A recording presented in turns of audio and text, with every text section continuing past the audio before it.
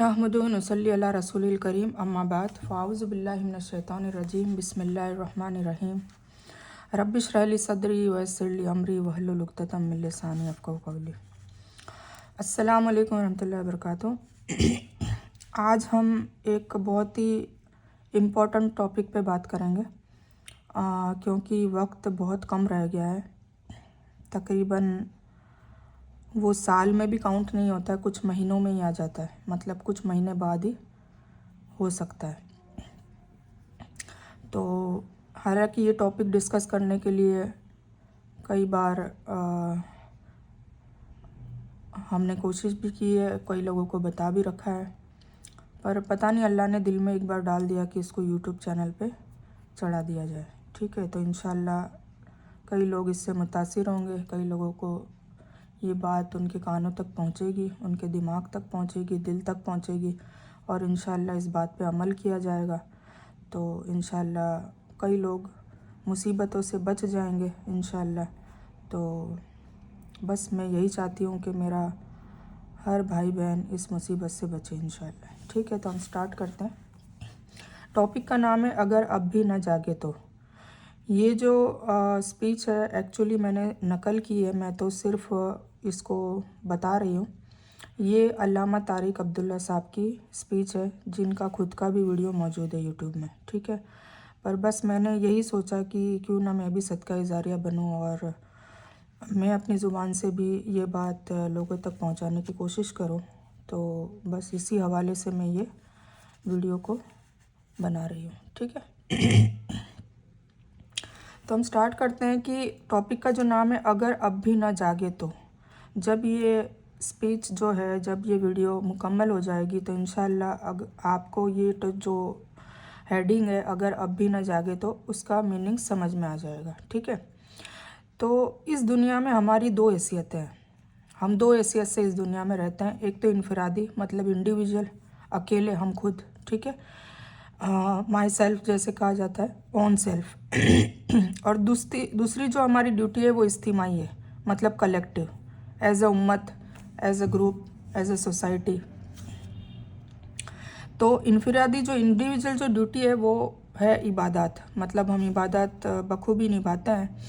और जो इज्तिमाई collective duty है वो वहाँ पर हम कहाँ पर खड़े हैं, मतलब उस पोजीशन में हम कहाँ पर खड़े उतरते हैं। ठीक है, तो कुछ इसमें कुरानी आयतें हम लोग देंगे। तो वमा खलक़तुल जिन्ना वल इंसा इल्ला लियाबुदून, मतलब जिन और इंसानों के लिए जिनको पैदा किया है उनको, मतलब उनको इबादत के लिए, उनको किसी मकसद के लिए पैदा किया है, ऐसे ही पैदा नहीं कर दिया। तो इंडिविजुअल से जो मिलकर जो उम्मा बनती है, मतलब एक सोसाइटी बनती है, उम्मा का जिम्मेदारी एक तंजीम ऑर्गेनाइजेशन की है।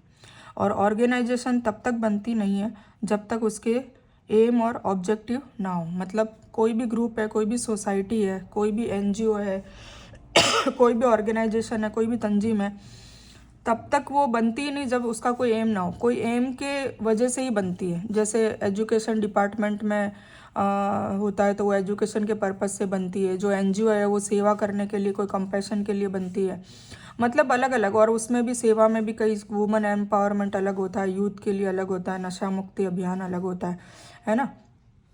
तो इस तरीके से कोई ना कोई, मतलब जो तंजीमें हैं उनका कोई एम होता है, उसके बिना, उसके मकसद के बिना वो बनती नहीं है। तो कुरान ने उम्मत का मकसद भी बताया है। तो फिर जब उम्मत के लिए हमारी हैसियत है तो फिर हमारा एक मकसद भी है। तो हम कुरान से समझते हैं कि क्या मकसद है।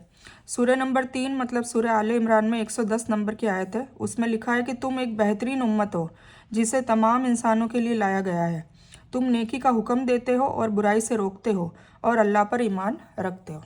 ठीक है, अब ये हम जो उम्मत है उनकी ड्यूटी हम समझ लें कि अगर दुनिया के तमाम इंसानों के लिए भलाई का काम नहीं किया तो फिर हम उम्मत नहीं है। हम जब एम ही नहीं है, जैसे इसमें बताया गया कि तंजीम का एम होता है, मकसद होता है, तो जब हमारा कोई मकसद ही नहीं है, हम वो काम कर ही नहीं रहे हैं, मतलब लोगों को नेकी की तरफ बुलाते नहीं है, बुराई से रोकते नहीं है, लोगों के फ़ायदे के काम नहीं आते हैं, तो फिर हमारा उम्मत का जो मकसद है वो पूरा नहीं होता है तो फिर हम उम्मत नहीं है, है ना। तो कुरान ने यूनिवर्सल रूल बताया है।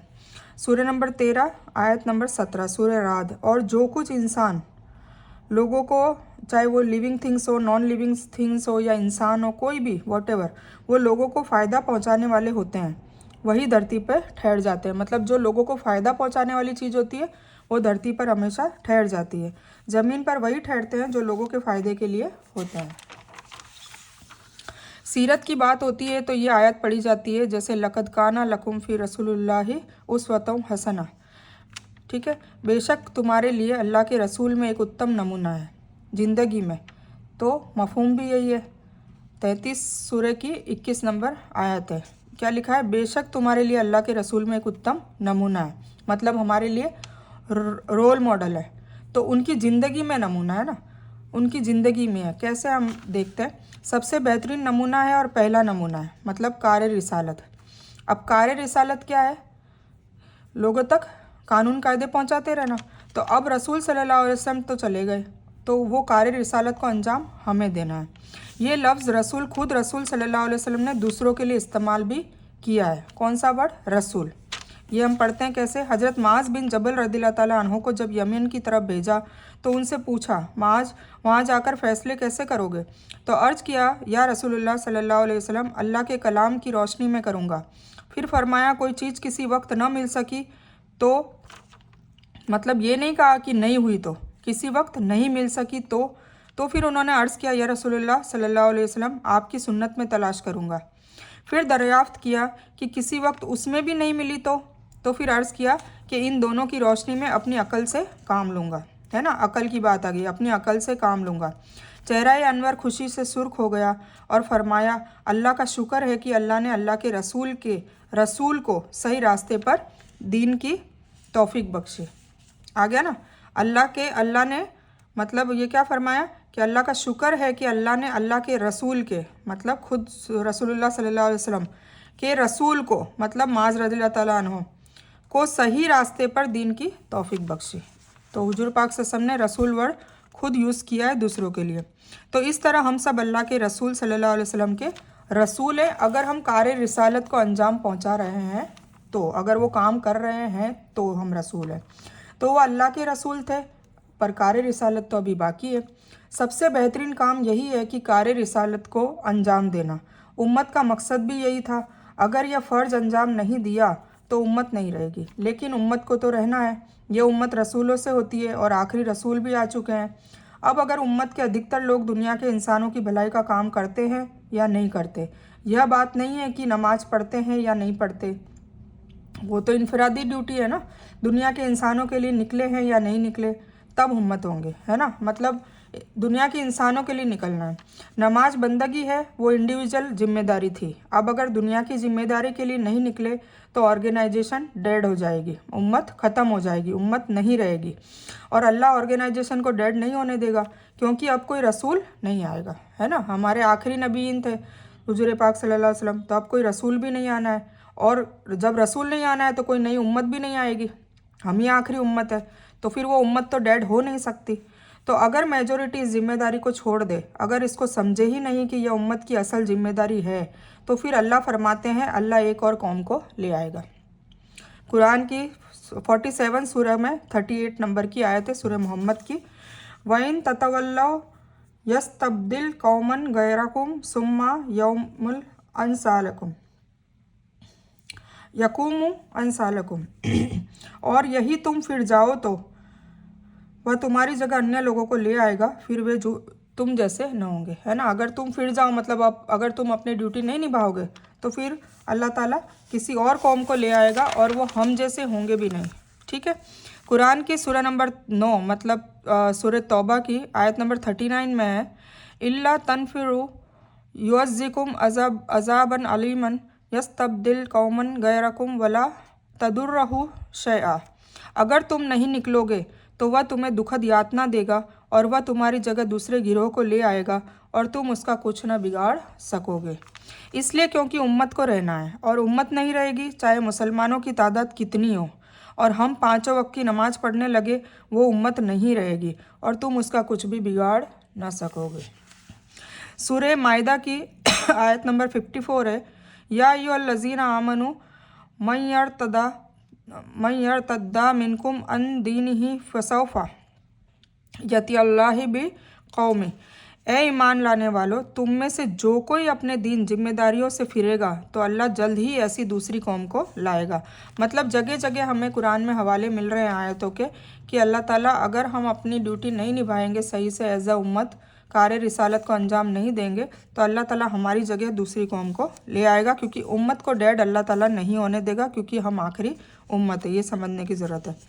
तफसीर और हदीस में आता है कि जब जब ये आयत तिलावत होती थी तब तब सहाबा सवाल करते थे कि या रसूलुल्लाह सल्लल्लाहु अलैहि वसल्लम, यह कौन सी कौम होगी जो अल्लाह तब्दील करके दूसरी कौम को लाएगा, है ना। हमें तो ये सवाल भी दिमाग में नहीं आता, पर सहाबाओं ने उस वक्त उस ज़माने में ये सवाल पूछे थे। रसूलुल्लाह सल्लल्लाहु अलैहि वसल्लम ने 2 जवाब फरमाए। बहुत से मौक़ों पर एक जवाब दिया और दूसरे मौक़ों पर दूसरा जवाब दिया। बहुत से मौक़ों पर ईरान की तरफ इशारा फरमाया और बहुत से मौक़ों पर यमन की ओर इशारा फरमाया। ईरान सऊदी अरब की नॉर्थ में आता है जहां अबू मूसा अशरी की पुश्त की नस्ल होगी, और यमन सऊदी अरब की साउथ में आता है जहां सुलेमान फ़ारसी की पुश्त के लोग होंगे।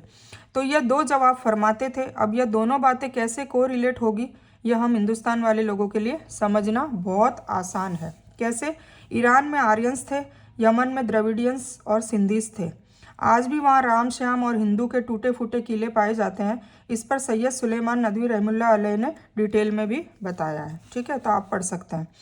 अब हम देखें कि आर्यंस जो थे ईरान वाले और यमनीस जो थे यमन वाले। अब यमनीस में आर्यंस जो थे ईरान में और यमन वाले जो थे द्रविडियंस और सिंधीज, ये तीनों अलग अलग टाइप की नस्लें थी। अब यह तीनों नस्लें मिलकर हिंदुस्तान में आबाद हुई और यह हिंदू मजहब बन गया। हिंदू नस्ल नहीं है, मजहब कहलाया जाने लगा।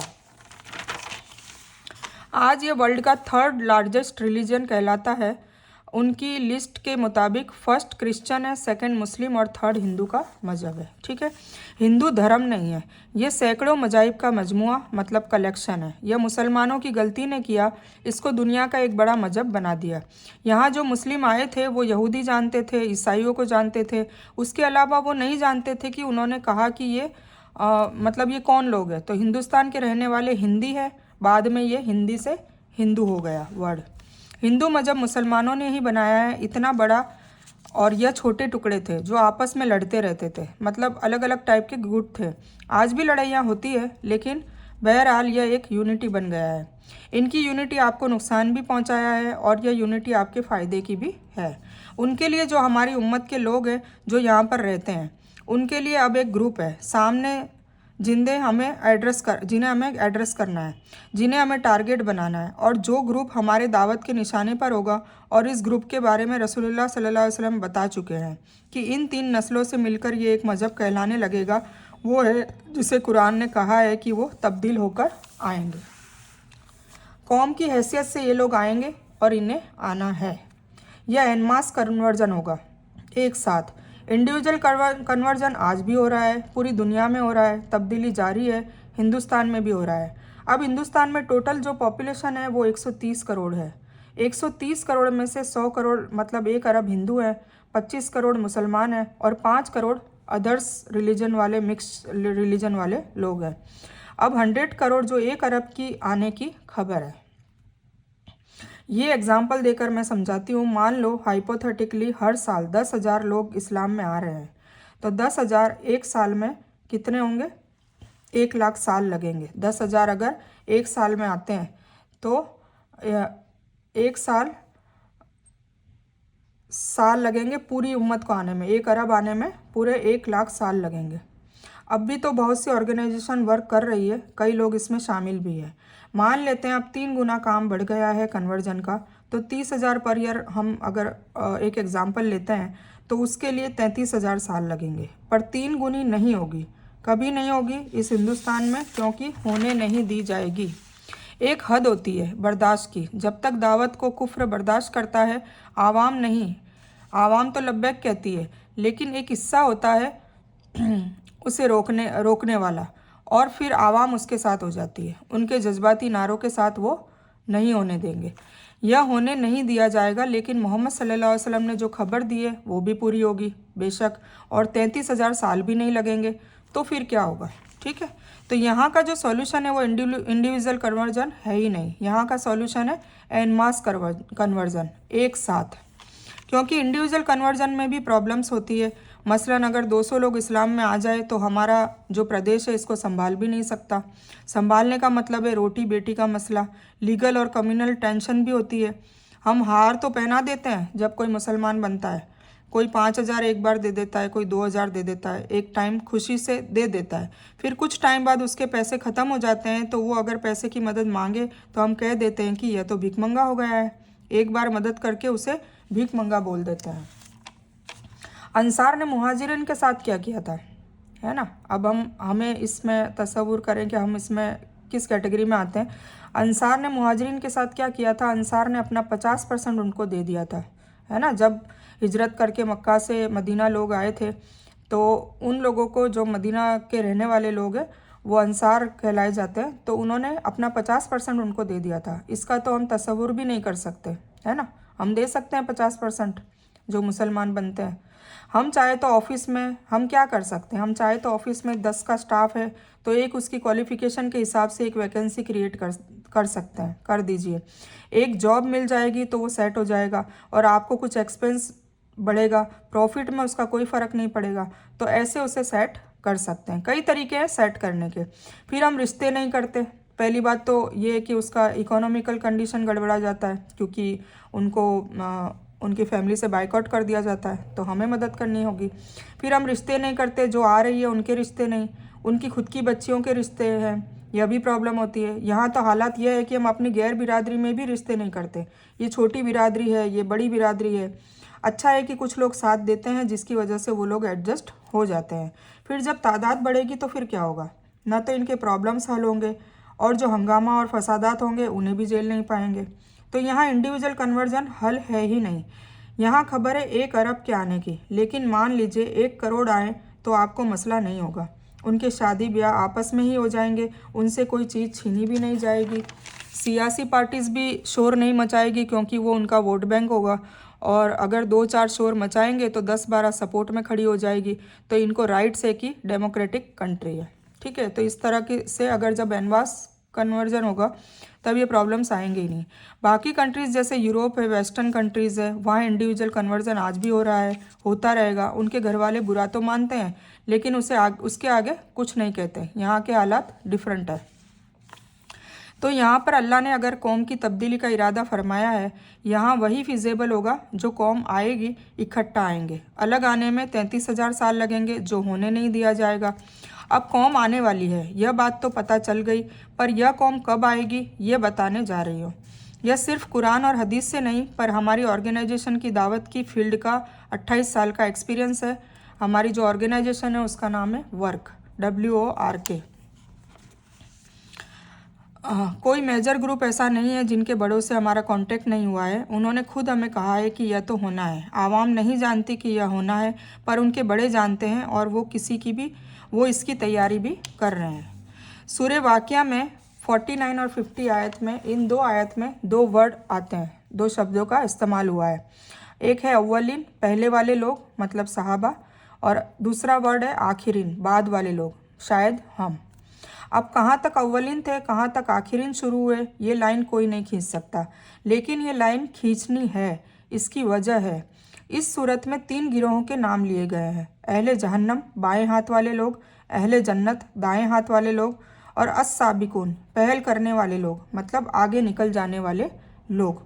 पहल करने वाले लोग आम अहले जन्नत से बहुत अफजल अल्लाह के मुकर्रब लोग हैं। उनको साबिकून सबकत करने वाले लोग कहा जाता है। सूरह 56 की 10 आयत में है सबकत मतलब आगे बढ़ने वालों को जो दूसरे से आगे बढ़ गए, पहल कर ली उन्होंने हर काम में।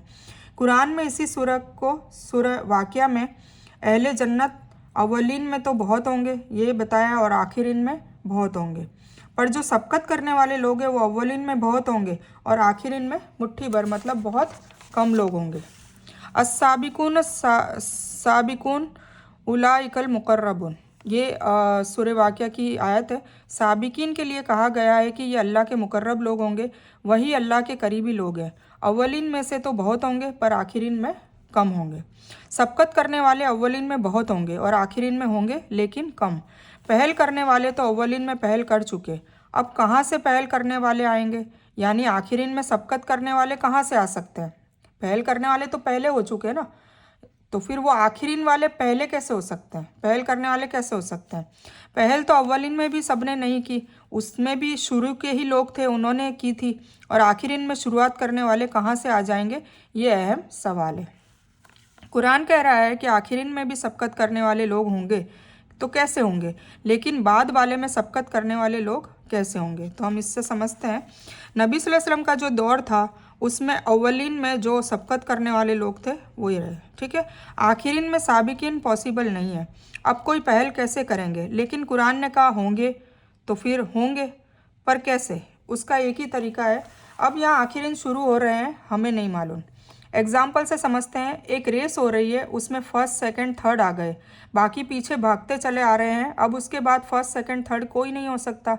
लेकिन किसी स्टेज पर ऑर्गेनाइजर कहे कि रुको, यहाँ से फिर से काउंट करेंगे, इसी जगह से कोई टाइमलाइन खींच दे और फिर कहेंगे कि अब जो यहाँ से शुरू करेंगे फर्स्ट सेकंड थर्ड बाद वालों में भी हो सकता है, ठीक है। तो इसी तरह से हमें भी एक लाइन खींचनी होगी।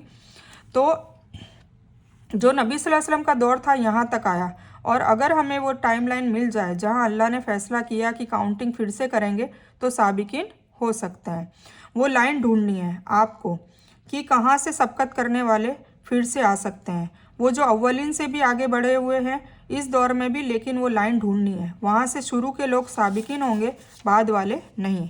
अब वो लाइन कहाँ है देखते हैं कुरान की रहनुमाई में।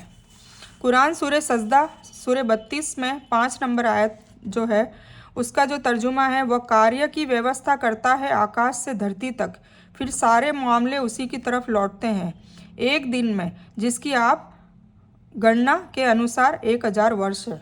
मतलब वो सारे मामले उसी की तरफ लौटते हैं और वो एक दिन में उसकी व्यवस्था करता है, ठीक है। और हमारे हिसाब से वो 1000 साल है। सूरह सबा है, उसकी आयत नंबर 29 से 30 है, 2 आयतें हैं। तो वो कहते हैं यह वादा कब पूरा होगा यदि तुम सच्चे हो। 29 का तर्जुमा है। तो 30 में ये बताया कह दो तुम्हारे लिए एक दिन की अवधि नियत है, जिससे ना एक घड़ी भर पीछे हटोगे और ना आगे बढ़ोगे। मतलब जब उनसे कहा जाता था कि भाई अजाब आएगा, ये आएगा, वो आएगा, तो उनकी कौम कहती थी उनके रसूलों से, नबियों से कि वो वादा कब पूरा होगा, अगर तुम सच्चे हो तो बता दो वो अजाब कब आएगा। तो उनके रसूल और नबी क्या बताते थे कि कह दो, अल्लाह ताला उनसे मुखातिब करके कहता था उनके रसूलों को कि कह दो ए रसूल ए नबी, तुम्हारे लिए एक दिन की अवधि नियत है, मतलब एक दिन के बाद आएगा। अब वो एक दिन हमारे लिए 1000 साल है। सूरह हज में भी आया है, अजाब का जिक्र है। और वे तुमसे यातना के लिए जल्दी मचा रहे हैं, अल्लाह कभी अपने वादे के खिलाफ नहीं करेगा, लेकिन तुम्हारे रब के यहाँ एक दिन तुम्हारी गणना के अनुसार 1000 वर्ष जैसा है। आ गया वापस एक दिन।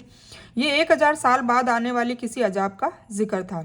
और एक हदीस में एक्सटेंशन का भी जिक्र है। हदीस में रसूलुल्लाह सल्लल्लाहु अलैहि वसल्लम ने हजरत साद बिन वक्कास की रिवायत है अबू वाद की कि उनसे अल्लाह के रसूल सल्लल्लाहु अलैहि वसल्लम ने फरमाया कि मैं अल्लाह की रहमत से उम्मीद रखता हूँ कि मेरी उम्मत अपने परवरदिगार की नज़र में इतनी बेहकीकत नहीं और इतनी आजिज़ तो नहीं हो जाएगी कि वो इस उम्मत को आधा दिन की और मोहलत ना दे दे। अब जब मोहलत दी जाती है तो उसके बाद पकड़ होती है, कोई सज़ा भी मिलनी होती है। तो हम उम्मत को आधा दिन की मोहलत बढ़ा दी गई। पूछा गया आधे दिन का मतलब, कहा 500 साल। 500 साल की मोहलत उस उम्मत को मिली है हमको, और मोहलत किसी पकड़ से होती है। अब 1500 साल के ख़त्म होने पर कोई पकड़ होने जा रही है, उम्मत की उस पकड़ को अजाब कहते हैं।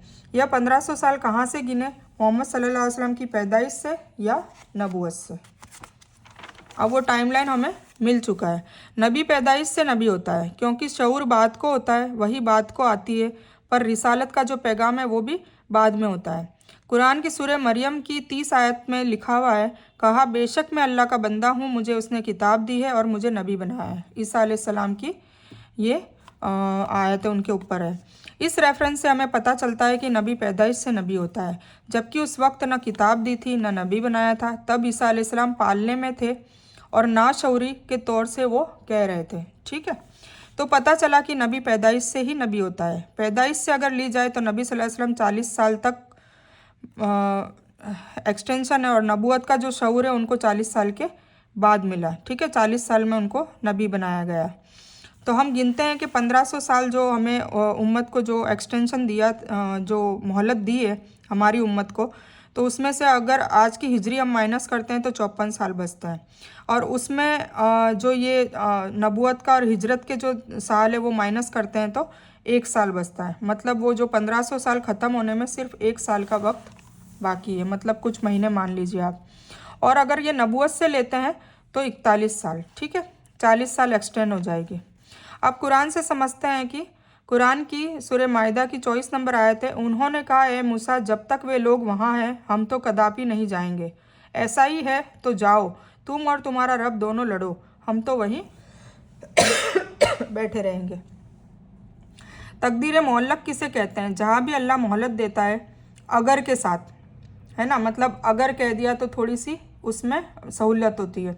अगर के साथ जैसे बनी इसराइल वालों को मोहलत दी थी कि अभी उस बस्ती में घुस जाएंगे तो वो तुम्हारी है ना, नहीं तो फिर 40 साल डिले कर दी जाएगी, तो वो अगर हो गया। ठीक है, अगर ये चले जाते हैं, वरना 40 साल। तो यह हमारे लिए भी लागू होगा। अगर पैदाइश से अल्लाह को फैसला करना होगा तो 1 साल बाकी है, और नहीं तो 40 साल डिले कर दी जाएगी। तो शायद इस महान ऐतिहासिक घटना में सिर्फ 17 महीने बाकी हैं अगर पैदाइश से गिने तो, वरना 40 साल एक्सटेंशन पीरियड होगा। अब कुछ दावा प्लेटफॉर्म के एग्जांपल्स भी हम देख लेते हैं। सबूत कुछ सालों पहले की बात है। पटना में बहुत दावा ऑर्गेनाइजेशन की एक कोऑर्डिनेशन मीटिंग थी। ऑर्गेनाइजेशन वाले लोग वापस ट्रेन में आ रहे थे तो वहाँ हमारी ऑर्गेनाइजेशन के एक साथी अलीगढ़ के तारिक मुर्तज़ा साहब, उन्होंने पहुँचने के बाद बताया कि जिस ट्रेन में थे वहाँ बहुत सारे साधु बैठे हुए थे। उन्होंने कहा हमें हमारा शिकार मिल गया, हमारी ऑर्गेनाइजेशन के वॉलंटियर्स कहीं छोड़ते नहीं हैं। उन्होंने बातचीत शुरू की। साधुओं ने कहा हम कुछ बात नहीं करेंगे, हमारे गुरु से बात कर लीजिए, हम तो वही करते हैं जो हमारे गुरुजी कहते हैं, आप उनसे बात कर लीजिए। ये वहाँ गए। गुरुजी को पहले ही इनकी आवाज़ पहुँच गई थी, जो यहाँ पर बातें हुई थी गुरुजी ने सुन ली थी, और गुरुजी ने आंखें बंद करके जाप करना शुरू कर दिया। अब ध्यान भंग नहीं कर सकते थे, बैठे रहे। थोड़ा इंतज़ार किया, फिर गुरुजी तो जाप में और तेज़ हो गए, और फिर हमने उनका ध्यान भंग करने का सोचा और ज़ोर से उनका कंधा हिलाया और कहा पहले बात सुन लीजिए महाराज। यह महाराज तो पहले ही बात सुन चुके थे कि यह क्या बात करना चाह रहे थे, उन्हें पहले ही पता था, इसलिए तो जाप शुरू किया था। उन्होंने आवाज़ और तेज़ की, देखा कि आवाज़ बराबर के कंपार्टमेंट में जा रही है, तो वो बात नहीं कर रहे थे ताकि कोई सुन न ले, और उन्होंने अपनी जेब में हाथ डाला और कहा पढ़ो। उसमें लिखा था बिस्मिल्लाहिर्रहमानिर्रहीम अल्हम्दुलिल्लाहि रब्बिल आलमीन। उन्होंने कहा चुप, तुम क्या कहना चाह रहे हो हम सब जानते हैं, हम तो ये जेब में रखते हैं। ठीक है, ये एक निशानी उन्होंने एक बताई, और तुम जाओ। वो यह कहना चाह रहे थे कि यह बात ओपनली कहने की नहीं है, हमें सब मालूम है जो तुम कुछ कहना चाह रहे हो, मतलब कौम आएगी वो जो भी है सब पता है उन लोगों को। हरिद्वार के एक दूसरा एग्जाम्पल है, हरिद्वार के सभी मठाधीश भी पढ़ रहे हैं, किताबों वाले लोग कहा जाता है, मतलब पढ़ रहे हैं। उसका क्या सबूत है ये आप देख लीजिए। नदीम साहब का एग्जाम्पल एक्सप्लेन करते हैं। इनके बड़े जानते हैं कि यह तब्दीली होने वाली है, उसकी ये तैयारी ये लोग कर रहे हैं। ठीक है, इनके जो बड़े हैं वो जो कौम आने वाली है, उस वक्त भी लीडर क्योंकि ये पीछे नहीं रहना चाहते, उस वक्त भी ये लीडर रह सके, इसीलिए चुपके से ये तैयारी भी कर रहे हैं। जब तब्दीली होगी तब भी ये कौम के लोग इनके पीछे ही रहेंगे, मतलब ये आगे रहेंगे। अब अजाब की जो खबरें हैं, हज़रत यूनुस अलैहिस्सलाम की कौम पर से अल्लाह ने अजाब टाल दिया था। यूनुस अलैहिस्सलाम की कौम के लोग जब ईमान लाए तो हमने हमें सांसारिक जीवन में अपमानजनक यातना को, अजाब को उन पर से टाल दिया था। उन्हें एक अवधि तक सुखापयोग का अवसर दिया, मतलब मौका दिया, क्योंकि उन्होंने इस्तगफार किया और अजाब टल गया, उन्होंने माफ़ी मांग ली थी। उन्होंने अजाब के आसार देखकर जान लिया था कि अजाब आने वाला है और फ़ौरन तौबा कर ली थी, और अल्लाह ने तौबा की वजह से अजाब को रोक भी दिया था। यूनुस अलैहिस्सलाम की कौम हमसे इस चीज़ में आगे निकल गई, मतलब वो समझ गए कि अजाब आने वाला है, और हम अजाब से गुजर भी रहे हैं और हमें पता भी नहीं है कि अजाब चल रहा है हमारे ऊपर। तो हम तो यूनुस अलैहिस्सलाम की कौम से भी पीछे हैं, उनकी सोच समझ से पीछे हैं। जिल्लत की चीज़ें पता ही है। अखलाक अहमद का केस देख लेते हैं। फॉरेंसिक रिपोर्ट में मटन ही था, 2 बार फॉरेंसिक रिपोर्ट आई कि मटन था। ठीक है, एक आदमी को मारकर बाकी सभी को टेरराइज़ करना था। मतलब वो गाय का गोश्त उन्होंने झूठ से ये अफवाह फैला दी थी और उसकी वजह से उसको मार दिया गया अखलाक अहमद को। तो ये बाकी सबको टेरराइज़ करना था। 3 दिन बाद ऐसा ही किस्सा कानपुर में भी हुआ। वहाँ मारा नहीं, बस उसे पीटा और छोड़ दिया गया, और यह मैटर सोशल मीडिया में भी कहीं नहीं आई। तो यहाँ मारना मकसद नहीं था, बस टेरराइज करना था, डराना था। और यह फेज शुरू हुआ था गुजरात के फसादात से। यह एक तजुर्बा कर रहे थे लेबोरेटरी, फिर रिजल्ट्स देखकर आगे ले जाना था। वो है गोधरा कांड। कहा गया कि मुसलमान बलवाइयों ने एक ट्रेन की बोगी में आग लगाई और कार सेवकों को जिंदा जलाया और औरतों को निकालकर मदरसे में ले गए और वहां उनका बलात्कार किया, उनकी छातियां काटी और मार डाला। वहां के एक जर्नलिस्ट ने बताया कि यह न्यूज़ गलत थी, मुसलमानों ने आग नहीं लगाई थी, लेकिन यह स्टोरी मैं नहीं दे सकता, मुझे डांट पड़ जाएगी। गुजरात में 2 बड़े अखबार हैं, 97% घरों में जाते हैं। वहाँ के गांव के लोग भी उस अखबार की भाषा मतलब गुजराती पढ़ना जानते हैं, मतलब हर घर में वहाँ की खबर पहुँचती है उस अखबार के द्वारा। एक है गुजरात समाचार, दूसरा संदेश। यह बोगी में आग वाली जो बात उस दिन दोनों अखबारों के फ्रंट पेज पर छपी थी। मकसद लोगों को मुसलमानों के खिलाफ भड़काना था।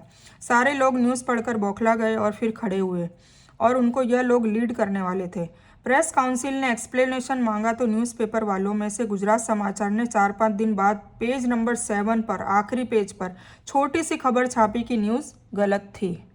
पहले भड़का दिया और फिर बाद में उसकी जो उसकी सफाई करनी थी, क्लियरेंस देना था, वो भी एक छोटी सी खबर में छाप के बताया कि ये न्यूज़ गलत थी, मतलब मुसलमान बलवाइयों ने आग नहीं लगाई थी।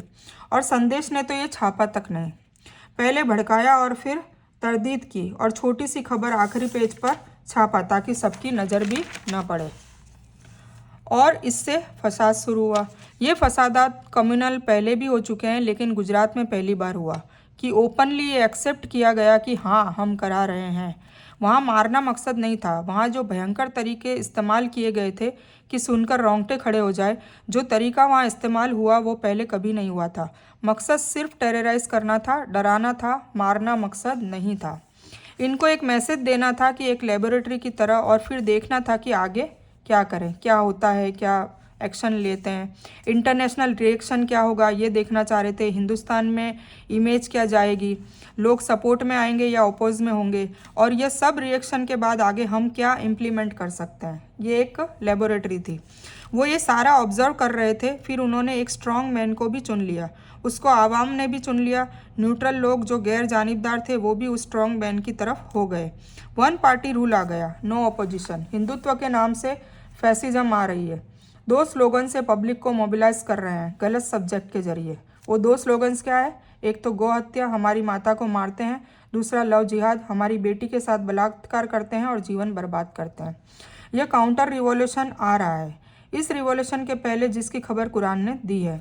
गुजरात के मुसलमान उनके साथ हो गए हैं, जिनके साथ ये सब कुछ हुआ वो उनके साथ हो गए हैं।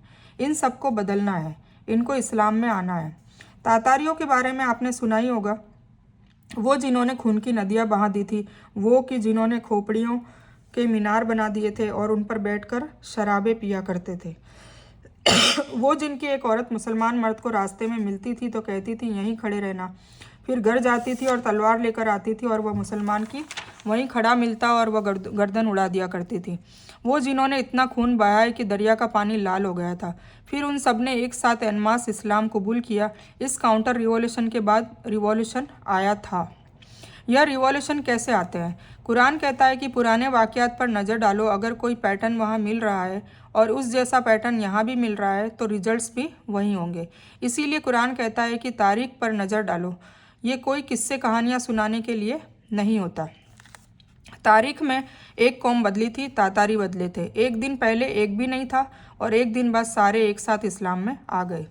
शाह ने इस्लाम कबूल किया, फिर शाह ने दरबारियों को बुलाया और दबी आवाज़ में कहा कि मेरे दिल में एक ख्याल आता था कि ये दीन सही है, दीन इस्लाम, तो तुम लोगों की क्या राय है? उनके चेहरे खिल गए। उन्होंने कहा हम तो आपके डर से खामोश थे, हम तो खुद इस्लाम को पसंद करते हैं। ये इस्लाम में आना चाहते थे पर आपसे डरते थे। शाह था डेग का चावल, डेग में कुछ चावल देखे जाते हैं, बाकी डेग पकी होती है। आवाम में ऐलान कर दिया गया, सारी कौम इस्लाम में आ गई। और कितने थे वो लोग? 1 करोड़। कौम लीडर्स के ऐलान पर ऐसे नहीं आती। आज अगर प्राइम मिनिस्टर इस्लाम कबूल कर ले तो उसे प्राइम मिनिस्टर की सीट से हटा दिया जाएगा, कौम नहीं आएगी। इसी तरह अगर कोई शंकराचार्य इस्लाम कबूल कर ले तो उसे उस पद पर से हटा दिया जाएगा, मगर कौम नहीं आएगी। कौम तब आती है जब कौम पहले से ही तैयार बैठी होती है, तब लीडर्स के कहने पर आ जाती है। तो यह दरबारी जो कैबिनेट मिनिस्टर देख के चावल थे, इन्होंने ऐलान किया, सारी कौम आ गई। यहाँ 3 नस्लों से काम चल रहा था। उन औरतों ने काम किया था जिनको जुल्म करके ज़बरदस्ती घरों में डाल दिया था। उन्होंने दावत का काम किया था। तारीख में उनके नाम नहीं है। उन मर्दों के नाम भी नहीं लिखे गए जिन्होंने दावत का काम किया होगा। अल्लाह के यहाँ उनका बहुत ऊंचा मकाम होगा बेशक। तो 3 नस्लों से काम चल रहा था, लोग तैयार बैठे थे और ऐलान होने पर एक साथ सब लोग इस्लाम में आ गए। वहाँ हालत यह थी कि आवाम डरती थी हुकूमत से और हुकूमत डरती थी आवाम से। मिनिस्टर डरते थे शाह से और शाह डरते थे मिनिस्टर से, और सबके दिल में बात आ चुकी थी। जब ओपन हुआ तो सारे के सारे आ गए। कौम ऐसे आती है, वो थोड़े करके नहीं आते। यह होता है एनमास कन्वर्जन, सबका एक साथ आना। थोड़े थोड़े आना इस मुल्क का मसाइल का हल नहीं है, इन सबको आना है। कट्टर कभी नहीं थे बहुत अच्छे लोग हैं। वाकई जिसे सहिष्णुता कहते हैं वो आज भी इनकी आवाम में है। न्यूट्रल लोगों के जहन खराब होते जा रहे हैं गौ हत्या और लव जिहाद के नाम पर। रसूलुल्लाह सल्लल्लाहु अलैहि वसल्लम ने कहा कि तुम में से जो कुफ्र में अच्छे होंगे वो इस्लाम में भी अच्छे होंगे। वहाँ पर अगर कोई शिद्दत से आगे बढ़ने वाले होंगे तो यहाँ पर भी शिद्दत से इस्लाम को फॉलो करेंगे। जैसे उमर फारूक रदियल्लाहु ताला अन्हु थे, इनके लिए लिखा हुआ है कि इन्हें आना है। आपको क्या करना है? इसी अजाब में रहना है या इस अजाब से कुछ लोग बचेंगे? कुरान सूरह माइदा में है, ए रसूल सल्लल्लाहु अलैहि वसल्लम, जो कुछ भी तुम्हारे रब की तरफ से मिला है पहुंचा देना। अगर ऐसा नहीं किया तो रिसालत की जिम्मेदारी पूरी नहीं की। और उसके बाद कहा गया कि लोगों से मत डरना, अल्लाह बचा लेगा। बहुत सी जगहों पर अल्लाह का वादा है कि दाई को बचाया जाएगा, दाई सेफ रहेंगे। जब जब कौमों पर अजाब आया दाई को निकाला गया, दाइयों को महफूज रखा जाएगा। पूरा कुरान गवाह है, हर कौम में अजाब के टाइम दाई को बचाया, फिर अजाब आया। तो इस अजाब से बचने का बस यही रास्ता है कि इनको दावत दी जाए, जो अजाब में रहना चाहते हैं रहे। रसूलुल्लाह सल्लल्लाहु अलैहि वसल्लम ने फरमाया था कि ए अली रज़ियल्लाहु ताला अन्हु, दुनिया और उसके अंदर जो कुछ है उससे बढ़कर है कि तुम्हारे जरिए एक शख्स भी इस्लाम में आ जाए। और यहाँ तो 1 अरब की आने की खबर है। अगर एक के हिस्से में लाखों आदमी नहीं आए तो 1 अरब की तादाद पूरी नहीं होगी। नियत कीजिए, एक को लाने की नजात की जमानत है। एक की नियत करनी होगी, एक की नियत करेंगे तो हमारे हाथ लाखों आएंगे इंशाअल्लाह। हम बस में चले, कुछ बात कह दी, पास वाले से किसी की कुछ गलतफहमी दूर कर दी, किसी को कुछ समझा दिया और उतर गए। आपने सोचा कुछ नहीं हुआ, पर बहुत कुछ हो गया। फिर उसी को किसी ने किताब पकड़ा देगा कहीं और उसका किसी बात से कन्फ्यूजन दूर हो जाएगा, दूर कर देगा। तो अब नहीं, अगर 10 साल बाद भी वो इस्लाम में आएगा तो आपकी पहली कोशिश लिखी जाएगी, तो आपका काम तो हो गया ना। ठीक है, इस तरीके से दावत होती है। ये खजाना इस मुल्क में तकसीम होना है। इस मुल्क के अंदर अब या तो यह खजाना ले लीजिए या अजाब भुगतिए, बीच का कोई रास्ता नहीं है। मैंने आपको भड़काया नहीं है, अगर भड़के तो मैं दाई नहीं हूँ। मैंने तो सिर्फ वो खबरें बताई है जो आगे होने जा रही है। अगर पहले का पैटर्न देख लें तो हमें लड़ना नहीं है, हमें नफ़रत भी नहीं करनी है। दाई नफ़रत नहीं करता, कट्टर से भी नफ़रत नहीं करता, इसलिए कि वो गाफिल है। जब तक इस्लाम की दावत उन तक न पहुंच जाए, उनके मेंटल लेवल पर हुज्जत पूरी न हो जाए, तब तक वो गाफिल है, जालिम नहीं। गुजरात में हम कहते हैं कि बड़ा जुल्म हुआ। कुरान ने बताया कि इज्तिमाई हलाकत को अजाब कहते हैं। कहो, क्या तुमने यह भी सोचा कि यदि तुम पर अचानक या प्रत्यक्ष अल्लाह की यातना आ जाए तो क्या जालिम लोगों के सिवाय कोई और तबाह होंगे? और हम बस्तियों को तबाह करने वाले नहीं जब तक उस स्थिति के कि वहाँ के रहने वाले जालिम हों। जब तक दावत की हुज्जत बस्तियों पर पूरी न हो जाए तब तक कुरान उनको गाफिल कहता है, जालिम नहीं। गुजरात में हलाक होने वाले मुसलमान थे, और भी जगह जो हलाक हो रहे थे वो मुसलमान हो रहे हैं, वो मुसलमान हैं। इज्तिमाई हलाकत ही अजाब है। हमने उनकी आखिरत बर्बाद की है। हमारे पास जो चीज़ें थी उसे लेकर बैठे रहे, उनको पहुंचाई नहीं। ये जुल्म था। जब तक दावत की हुज्जत पूरी नहीं होती वो जालिम करार नहीं पाते। अल्लाह ने दूसरी टर्मिनोलॉजी यूज़ की है उनके लिए। सूरह 6 की 131 आयत है, यह जान लो कि तुम्हारा रब जुल्म करके बस्तियों को तबाह करने वाला नहीं है जबकि उनके रहने वाले अनजान हो, मतलब गाफिल हो। दावत, उनके मेंटल लेवल पर साबित कर दीजिए, फिर वो इनकार करें तो जालिम हो जाएंगे। दलीलें देकर, सिर्फ इनकार करें तो काफिर होंगे और हरकतें करें तो फिर जालिम होंगे। अभी तो वो काफिर भी नहीं है, गाफिल है। सूरह 2 की 6 आयतें, जिन लोगों ने इनकार किया, कुफ्र किया, वो ऐसे काफिर हैं जिनके लिए बराबर है चाहे तुमने उन्हें सचेत किया हो या सचेत न किया हो, वो ईमान नहीं लाएंगे। दीन हक वही है जिसे साबित किया जा सके, जो साबित नहीं करवा रहे हैं वो दीन फितरत है। ठीक है, दीन फितरत है ही नहीं। इसका मतलब है कि हमारे अंडरस्टैंडिंग में कुछ ना कुछ गलती हो रही है। जब तक हम काम नहीं करेंगे ये गाफिल है। अभी तो हम जालिम हैं, हम खुद जालिम हैं। फिर यह अजाब और सख्त होगा, फिर चीखे मारेंगे और बचकर निकलने का कोई रास्ता नहीं होगा। अजाब आता है तो कोई बचकर भाग नहीं सकता।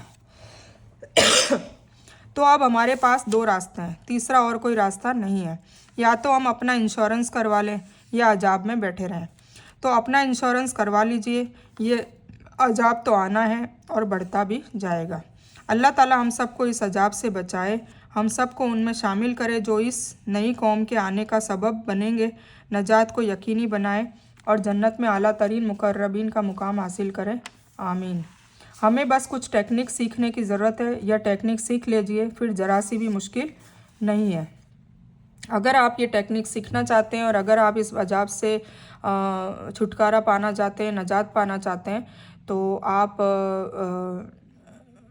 कमेंट में अपना नंबर डालिए, तो इंशाल्लाह हम आपको कॉल करेंगे और हमें सबको मिलकर ये नई नस्ल के आने का इस्तकबाल करना है। उसके लिए हमें खुद उसका आने की वजह का सबब बनना है और जन्नत में आला तरीन मुकर्रबीन का मुकाम हासिल करना है।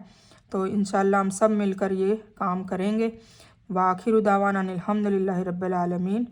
और अगर अब भी ना जागोगे का तो यही मतलब है कि अब हमें जागने की ज़रूरत है, इसके अलावा कोई चारा नहीं है।